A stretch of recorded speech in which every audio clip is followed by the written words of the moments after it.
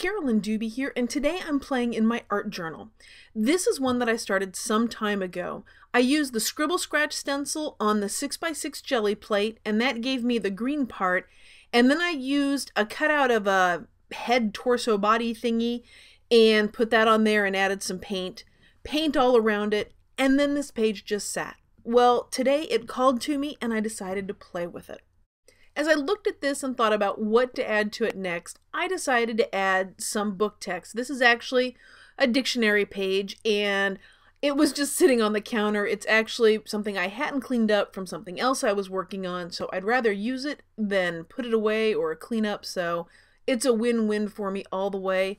Just gel medium it down and put gel medium on the top to seal it. I don't really like cleaning up or putting things away, so that means sometimes I have things left out from other projects, and that's what happened with the PanPastels.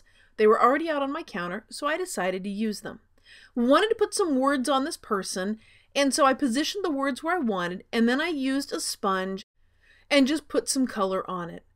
Went back in for more color whenever I felt like I needed it, and I'll be honest with you, I really should have rubbed the color in a little bit more here on these words than what I did. And it'll make sense when I show you something later with that. Anyway, so I've got the first two words there, I am, and now I want to put one big long word going across the bottom. So I'm going to move that clip that was just holding my page down. I'm going to get some more on the sponge, and I'm going to put the word vulnerable across this.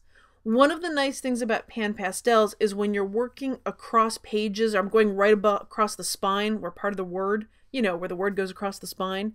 When I do that with paint, it doesn't always go as smoothly as I want, but it was really, really easy to do with PanPastels and a stencil. And you know how much I love imperfection, or those oops, those outstanding opportunities that present suddenly? Well, one of the things about PanPastels is I never get this perfect smooth, so you'll see that there's some slight color variation in places. There's more PanPastel along the edges, and I really like that. And staying with my idea that I'd rather use it than clean it, I'm going to use that sponge that already had the PanPastel on it to add a little bit of color here and there on the page. One of the things about PanPastels is they are a pastel and they will smear. If you don't want them to smear, you have to fix it or seal it in some way. And while experimenting around with the Color Bloom spray inks, I found that they can actually seal PanPastel. So what I'm going to do is just shake that up, because you're supposed to shake up the Color Blooms before you use it. And then I'm going to give it some sprays wherever I had the PanPastel. This is not an exact science. Depending on how much spray ink you have and how thick or richly you've put on the PanPastel will determine the reaction that you get. And in this journal page, you're going to see two different reactions with this. So I've let this dry completely, and you can see where it's kind of run or watercolored a little bit from where I had a lot of spray ink meets a thicker amount of PanPastel. So you can get this really wonderful, flowy, watercolory look with this. I will tell you though that for this look, you are going to have to do a little bit more to seal it than just what I've done. And I'll explain more of that in a minute. I'm going to add a couple words on the top right of this art journal page using the same PanPastel, the same sponge, but this time what I'm going to do is I'm going to rub it in a little bit more. So there's going to be a little more time spent rubbing than when I did the other words. And since the words are close together here, I'm going to bring in the very fancy index card to just sort of mask off where I'm going to be rubbing. That way I can try and get just the word that I want. Now that was the plan, but I actually did already go past where I planned, but you know what? That's an oops, and it's not going to be a big deal. But you can see how much more I'm rubbing this time than I did on the other words.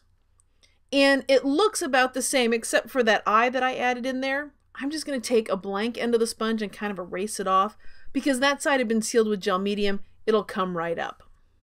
And I'm going to come in and add a couple more words using the exact same technique, line up the word where I want it, and then I'm going to do a lot more rubbing of the PanPastel in there, and that'll almost burnish it, brush it down. I'm not really sure the technical reason, but I do know is that I get the same amount of color that I had on the others, but there's actually less PanPastel sitting on top. And the less PanPastel that's actually sitting or resting on top of the paper, the easier it is for me to seal it with the Color Bloom spray ink. So I'm shaking up the Color Bloom, and I'm just going to give it a couple of light squirts over those words, and let it dry. So here's a close-up of the PanPastels that I did not rub in very much. There was a lot of PanPastel sitting on top. And then here are the words where I rubbed it in a lot. So I've got spray ink happening on both of them, but one of them gets kind of that watercolory run look, and this one doesn't. And I think it's super cool that depending on the variations of how much I use of one or the other, I can get a different effect with it. Now, I've probably gone over the word vulnerable 3 times with just light coats of spray ink because there was so much PanPastel on that. And I'm now going to test it and see, oh, you can see some of the shimmer that it gets because this pearl color really, it has a little bit of shimmer, but it's not overpowering. I'm going to take a Kleenex and I just wiped it against that L and it came out clean. Wiped it against the E. So that tells me that that is sealed extremely well for what I want it to do. The N, I'm not so sure about because you can see how much PanPastel is there. And by golly, that one's sealed too. What about the 3 other words? They only have 1 coat of spray ink on them. I'm just going to dab on that, and some of the PanPastel did come up. Not a lot, but now I have to make the choice. Do I want to seal it with another coat or not? And that really becomes personal preference. I don't seal things usually very much, so 1 coat would have been fine for me, but you can see I just hit it with another coat. It doesn't change the look of it, but if I'm worried about fingers rubbing against it or that kind of thing, perhaps if this was a card where I knew people were going to have their hands all over it, I might seal it more. So far, I've only played around with this with the pearl white color bloom, but I'll bet it would look awesome mixing the colors of PanPastels with the colors of the spray ink. Over on my blog at acolorfuljourney.com, I've got the post that goes with this video, and it also explains a little bit about those words and what they mean and the significance of those to me, as well as links to all the products that I've used. Well, thanks for watching. I hope you've enjoyed this video. If you'd like to see more of my videos, I'd love it if you subscribe to my YouTube channel. Thanks for being a part of this colorful journey.